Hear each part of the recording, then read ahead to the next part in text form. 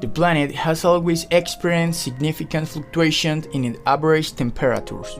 However, current warming is happening faster than ever. Human activity has been increasing the concentration of greenhouse gases in the atmosphere. As a consequence, the average temperature of our planet is increasing at a rate too fast for living beings to adapt to it.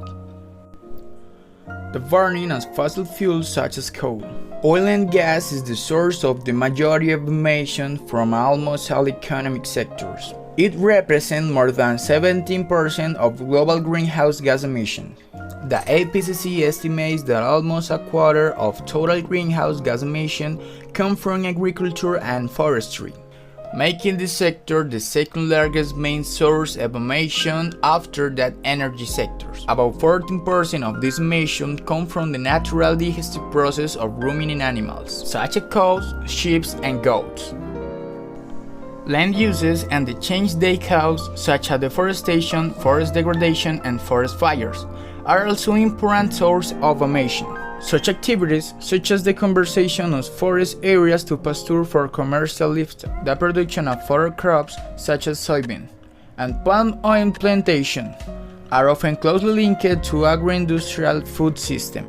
Who is most affected by climate change? Unless government take action, climate change will continue to harm us all.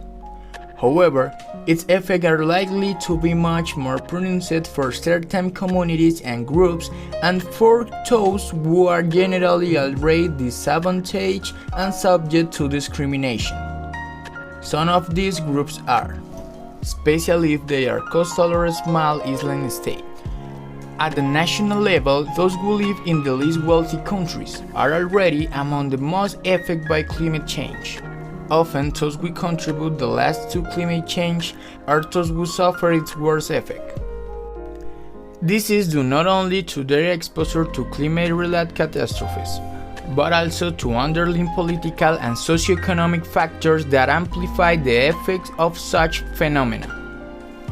In particular, the lasting consequence of the son and the legacy of unequal sharing of resources between countries have reduced the ability of countries without money to adapt to the adverse effect to climate change. Young people are bad because of their needs. This means, for example, there are forced displacement that community experience and that impacts a wide range of rights, from the right to water, sanitation, and food to the right to adequate housing, health, education, and development.